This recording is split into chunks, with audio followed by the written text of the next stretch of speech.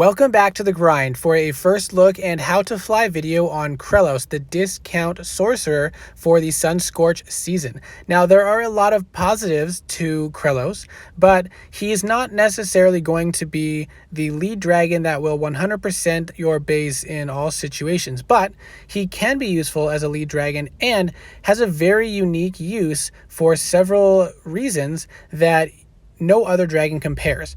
This currently is the fastest dragon in the game. You can do a full invader run, a full base run, in about 35 seconds if you put all the runes and glyphs on that come with the dragon. Without any of those special runes, you can still do it in about 40 to 45 seconds. And the next closest being the new Hahazine, who with the increased flight speed can complete a run in about 1 minute if you can destroy all the towers with 1 to 2 ammo. Now, this is very useful for certain situations such as PvE event runs like this past gauntlet. A lot of the other chain islands, you can go through those attacks very quickly because of Krelos's increased speed and the towers being weak. Other situations where you can benefit from this speed is during Atlas gold runs, where you can destroy the towers very quickly like I showed you, as well as in Atlas counter sniping. If you just want to run through a base as quick as possible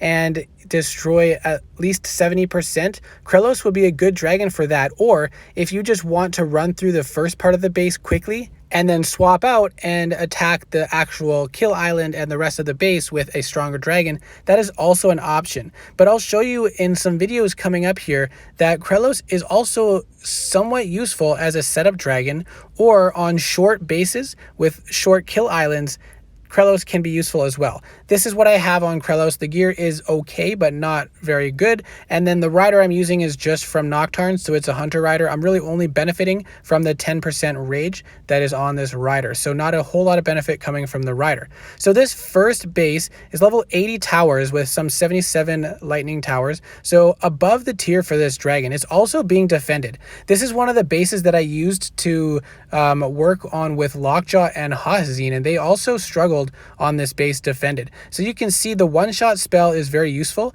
and then multiple ways to avoid damage. The only problem you have to be careful about is lightning towers are non-projectile, and so that red spell will, or sorry, that white spell, what makes you fly as fast, Speed Demon, will not protect you from lightning towers or storm towers or ice turrets. So you actually need to use the red spell to protect you from those spells. So you can see 84%. That was a really quick run on a defended base a tier or two above his tier. So that's not bad. This base is level 77 and level 75 towers, 600.5 billion defense, so it's boosted quite well. It's also defended. And this will also show that even if you can't solo the base, you can really break open the defense on some higher tier bases.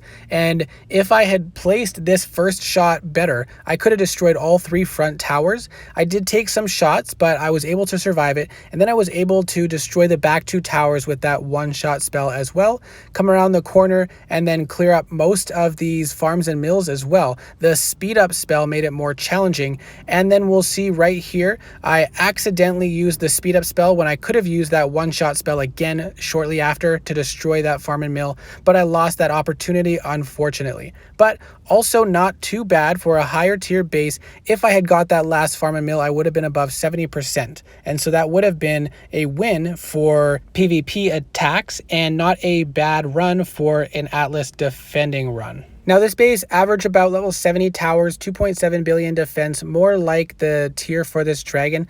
Unfortunately, I haven't had many opportunities with bases at this level or defended because most of the people I work with are higher tier.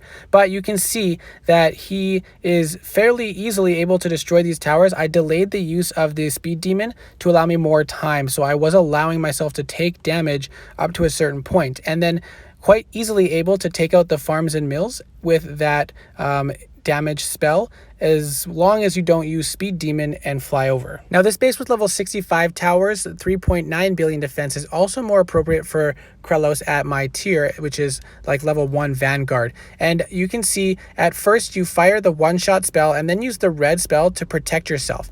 Then the one-shot spell comes up again, you can destroy the other tower in front and allow yourself to take a little bit of damage. When the other spell comes up, you can use it to hit the back 2 towers even though I missed, but still I was able to destroy them. Now granted, there was no defender. Now this will be a better example of how you can really use his spells to the most effectiveness if you can manage to hit the front 3 towers and then use the red spell to protect yourself, and then I use Speed Demon to avoid taking any more damage while I wait for the one-shot spell to come back up.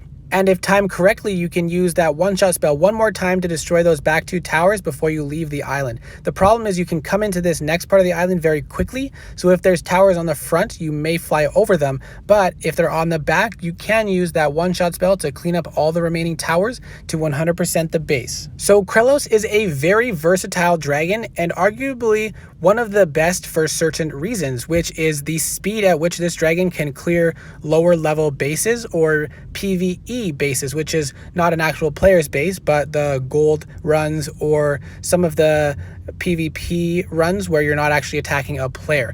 So I think everyone could benefit from having Krelos in their roster. If you don't need the base boost or you're able to get both, Krelos is definitely going to be worthwhile because even if you don't use it as a lead dragon to weaken the base, it can be very useful in certain situations, like I mentioned, the PvE or Atlas, when you're trying to at least get 70 or even just 50% on a player's base so you can destroy their troops before they destroy yours. So definitely has its uses, and I think a lot of people would benefit from him. And as you saw at lower tiers or lower level players who are primarily attacking short bases, Krelos might actually be a fairly reasonable dragon to use as a lead dragon to defeat the base. And since I will be getting Krelos to play long term, I will be able to make more videos in the future. And as a reminder, I currently just have Krelos as a loan from the creators faction, but I will be losing that soon and getting him myself to work on my own as well. So I hope this was helpful. Good luck and see you in the next video.